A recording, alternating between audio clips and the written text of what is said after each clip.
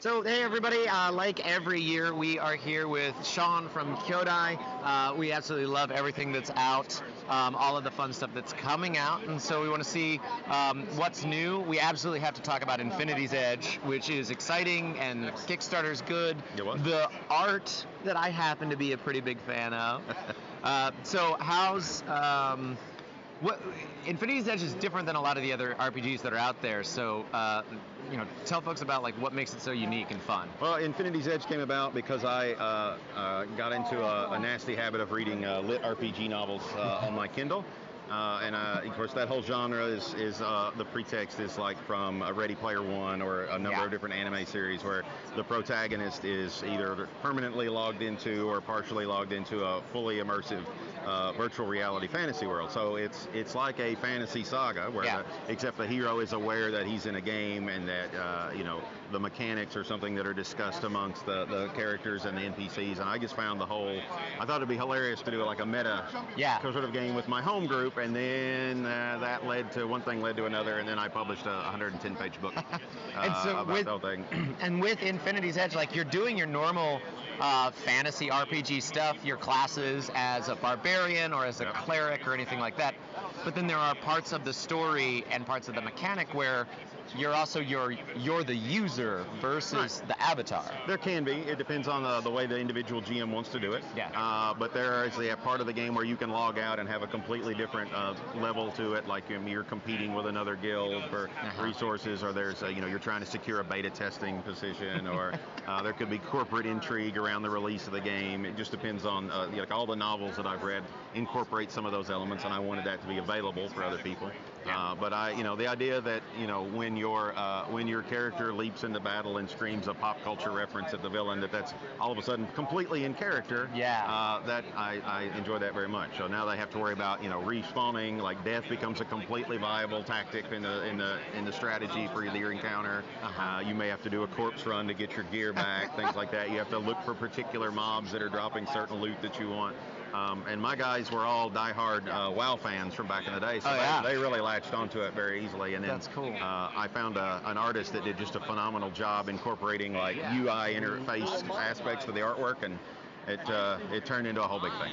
Yeah, and it's really cool. I mean, and the PDFs have been available. The book is here at the booth. So people watching in the future, that's not going to help them at all.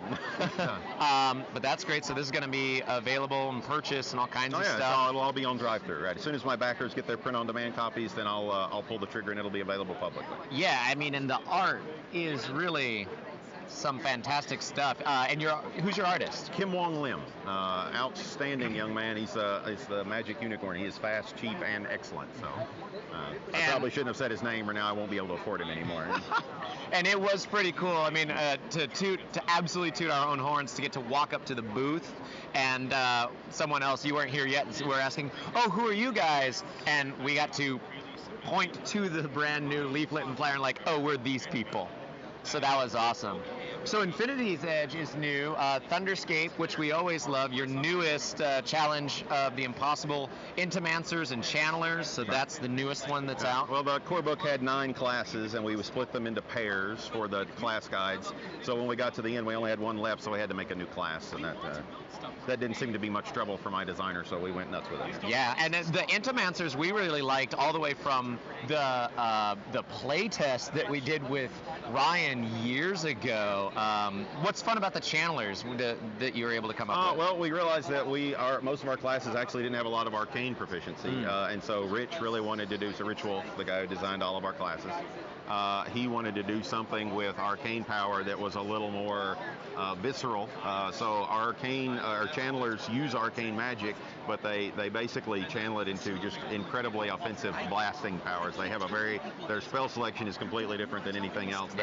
They manifest components of their power, and in the story they are the world of Aiden's like natural response to the ongoing existence of the Darkfall. They're like the antibodies that the world is producing in order to combat the Nocturnals and the Darkfall. That's so cool. So they're all very confused about exactly what's happening, but it's been a lot of fun to see them go through playtest and turn into what they ended up being when we published it. That's neat. Well, I think one of the most exciting things that we finally get to talk about with Thunderscape, because we've known for a little while that we do get to introduce is that the plan is for right now, next year's Gen Con, you'll be able to pick up a book or have the PDF, absolutely. or who knows, maybe even play a game with the first fully fleshed out levels 1 through 10 adventure module. Self-contained, right? Self-contained adventure module for Thunderscape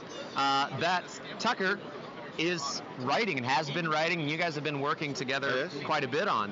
We met through Ryan and Dawn, and he sent a description of everything that he had done in his game and all these, just this fascinating narrative of the characters and how they interacted. And I was just like, well, we pretty much have to do that. There's no way out. So at the time we were playtesting a new version of possibly a unique homebrewed system, a unique system for Thunderscape that, for one reason or another, through some other things, we ended up not going to use that system, but Tucker is retrofitting it because the narrative, frankly, I can't bear to sacrifice it, right? Yeah, like whatever, it has to come out, whatever form it ends up taking, the adventure and the character stories that are woven through it, I have to have that out somewhere with a Thunderscape logo on it. So one way or the really other. awesome. It is. Do you want, so at least tentative here? I'll stand up a little. So at least tentatively, the title of that module is going to be Ancestors of Vale. The Ancestors of Vale. And so it's this awesome thing. The thing that's really great, to give you a little teaser of it. Everybody, there's a built-in session 0, and our team, your group, like, they're children together. And from there, what's the really fun story hook to keep everybody coming back to the booth next year to buy into play? The story hook is that it builds in specific narrative elements to have the group, both in and out character, come together in a sort of come together as a group and lost on that word now. A cohesive group. And actually care in and out character about the town of Vale that they start in and want to protect the things that are threatened. And there's some really great hack and slash moments. There's one of the most amazing puzzles that I've gotten to play as a player that is, you're able to figure out in character as well as a person sitting around the table, going back to that idea of the meta-narrative.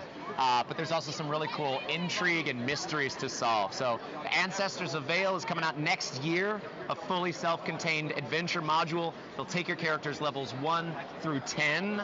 So swing by Kyoudai and absolutely take a look for that. So thanks, everybody. Thank you so much. Oh, my pleasure. Thank you. As always, can't wait to see what's coming out. Someone's ringing a bell, so clearly I think the trading floor is open. But until next time, until next Gen Con, until we see you at the booth, I'm Ryan, and this is Roll for Initiative. Bye! A big thanks to all of our patrons, and especially to Bryce. If you want to support our channel, you can head over to our Patreon page and check out the perks of being a patron.